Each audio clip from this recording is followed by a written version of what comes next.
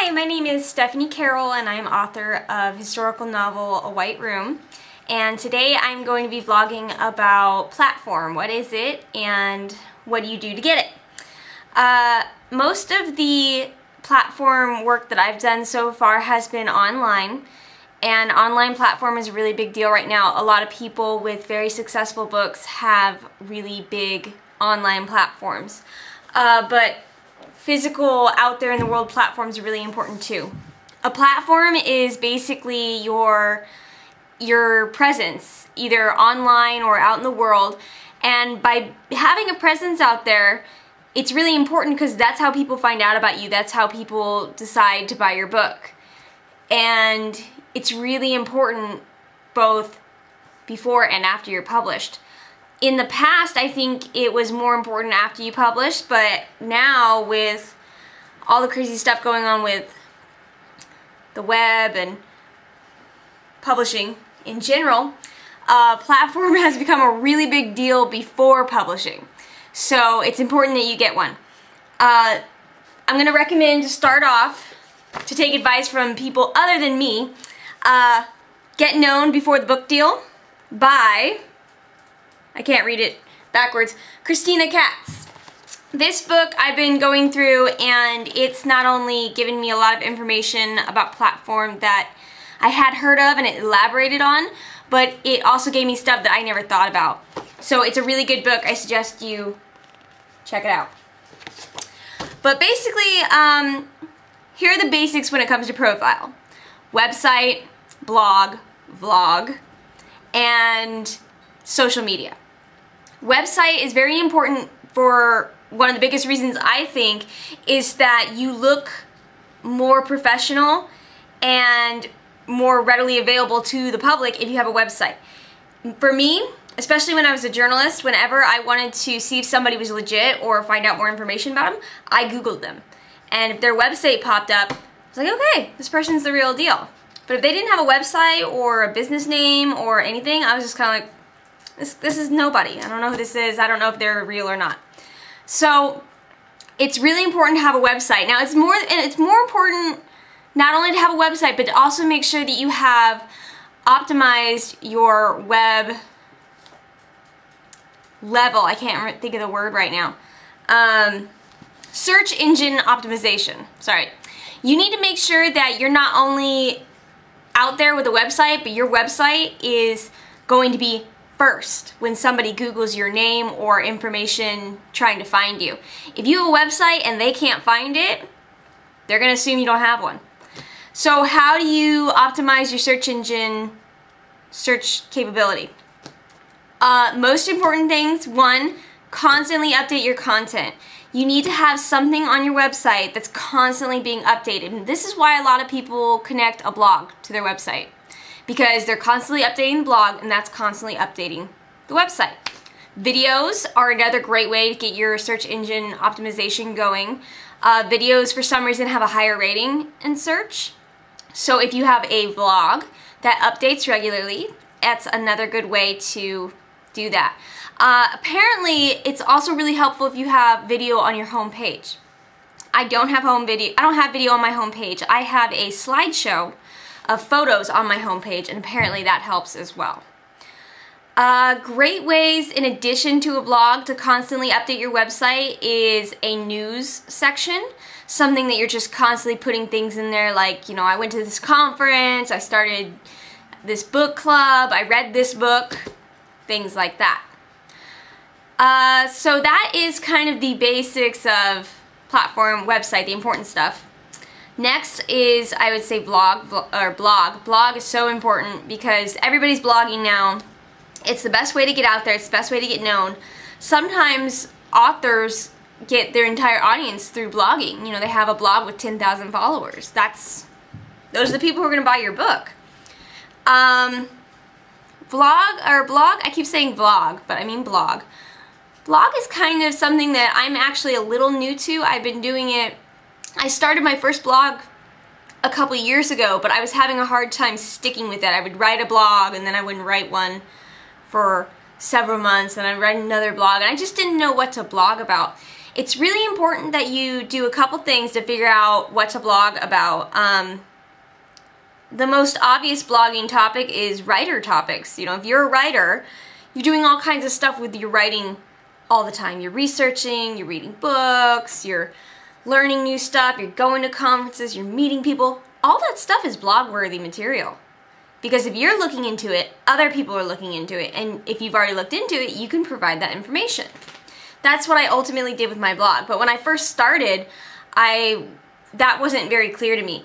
It's also important to know your niche audience. So my blog isn't only focused towards writing, it's also focused towards the people who I intend to read my book, which would be a lot of history buffs, women, readers of other historical fiction. So I do book reviews, I talk about women's history, I talk about history in general.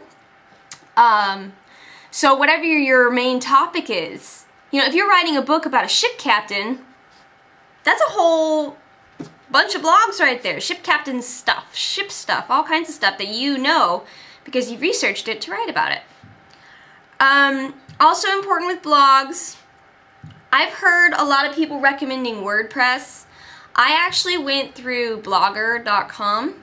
WordPress is better because it's open source, which means that if they come up with updates and things like that, it's all free and you get to decide, but it's a little bit more complicated. I suggest WordPress if you're kind of good with computers.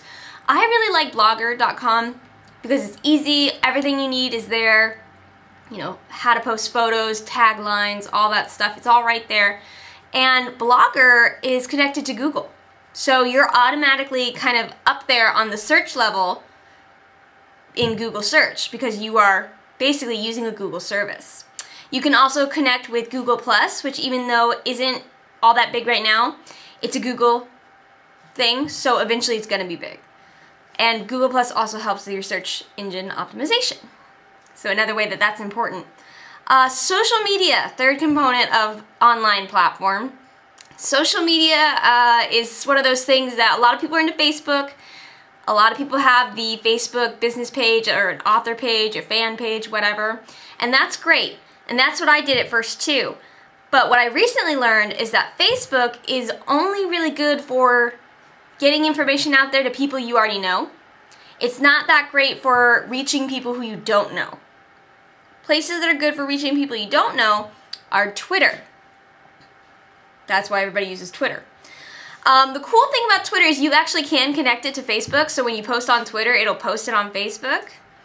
There are differing opinions about whether or not you should do that. I actually hooked up my Twitter feed to my Facebook fan page, but not to my Facebook profile page. Because the people who like both, my fan page and my profile page, were getting the same update like 5 times, so that's why I did that. Other good places to be are LinkedIn.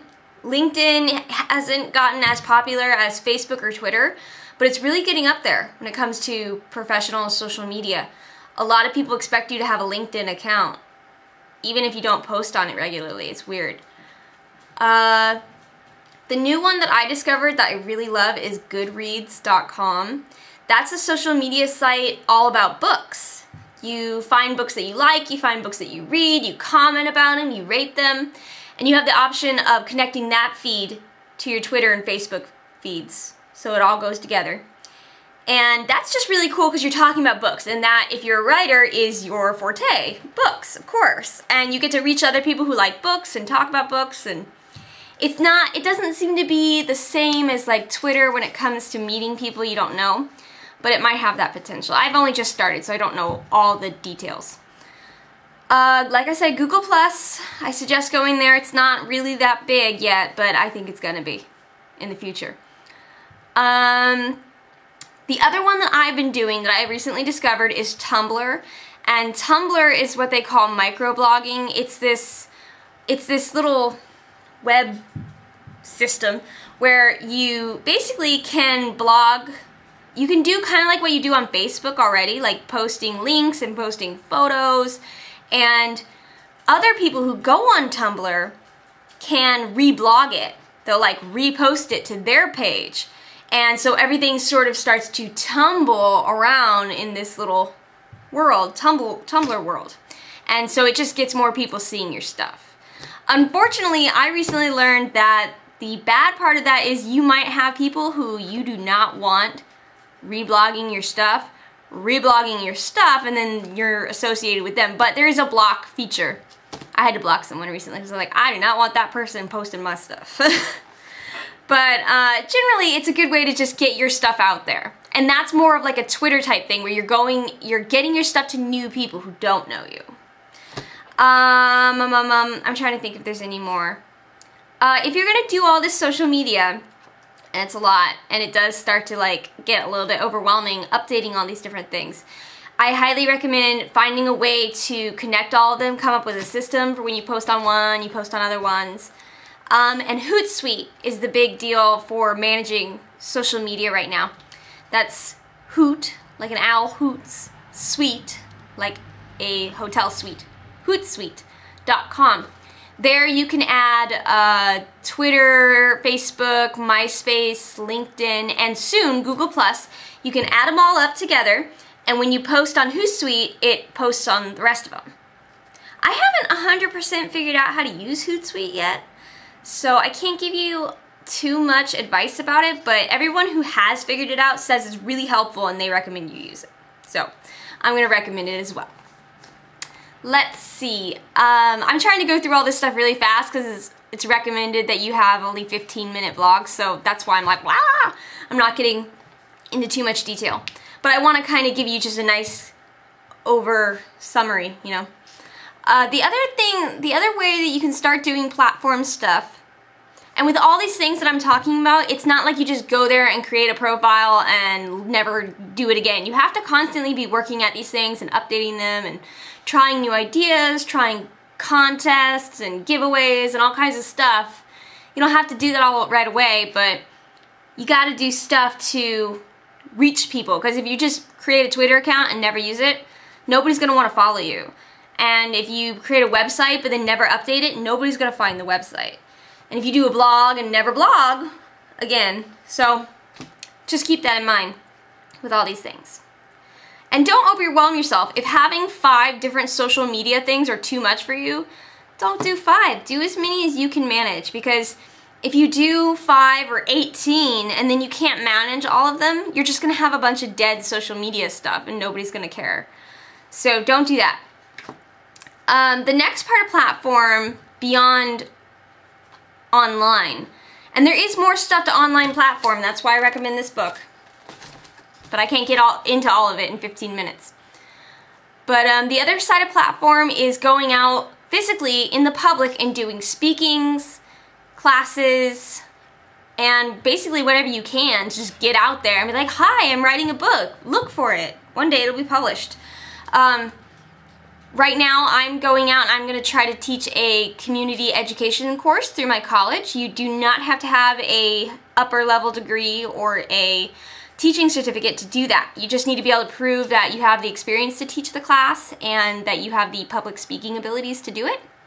I haven't done it yet. Once I get started, I will share more about that, but I'm in the process of designing the course and figuring out pricing and dates and blah, blah, blah. But that's one way to get out there. And it's really important that you remember that just because you're not published yet doesn't mean you can't do these things. I thought that for a really long time, and a lot of people think that if I'm not published, nobody's going to want to listen to me. Not true. You've written a novel. I'm pretty sure a lot of people have already said to you, if you finished your novel, wow, that must have been really hard. How did you do that? It's a skill to be able to do that kind of thing. And even if you haven't finished your novel, if you've written short stories that are great, if they've been published, if you've published in newspapers, these are all reasons that people will listen to you. You gotta search your history for your creds, figure out why people will listen to you. And if you think you don't have enough, go out there and get some better creds, or maybe try to do it with the creds you got and see what happens. The worst thing that can happen is that whoever you're trying to speak to or teach for, they say no. But anyways, speakings you can do at community colleges, at the college that you used to go to, or at the high school you used to go to. Libraries are a good place for workshops and speaking. Also, community centers of all types usually have classes and workshops and events and things like that, in addition to art centers, museums, and you know, again, go to your niche topic, go to your subject and see what's available through that. You know, if you are writing about computers, there's computer conferences and computer workshops. Maybe you can call the local teacher and say, ask if you could be a guest speaker one day. Things like that. Those are just little ways to get yourself out there in your community and around and tell people, hey, I'm here, I wrote a book, look for it. And this whole thing, all this stuff that I'm saying, it's not only important for eventually when you do have a book to sell, selling it, it's also important for getting the publisher and the agent. When they see that you already have an audience to sell to, you're already a level higher because you already have someone to sell to. If you're just like, I wrote a book, I have nobody to sell it to, versus I wrote a book and I teach a class and I have a website and a blog and I have all these people who already know who I am and who will probably buy my book, you're more likely to sell, and that way you're less of a risk to invest in. Because that's what agents and publishers are doing, they're investing in you. So you need to basically show them that you're not as risky as an investment as somebody else might be. So that's my very short and brief summary of Platform. I know a lot more about Platform and I would love to do some more vlogs focusing on some details if you guys are interested. So feel free to leave me comments, send me messages, whatever. So let me know what you want to see and I'll vlog it up. Thanks for watching. Bye.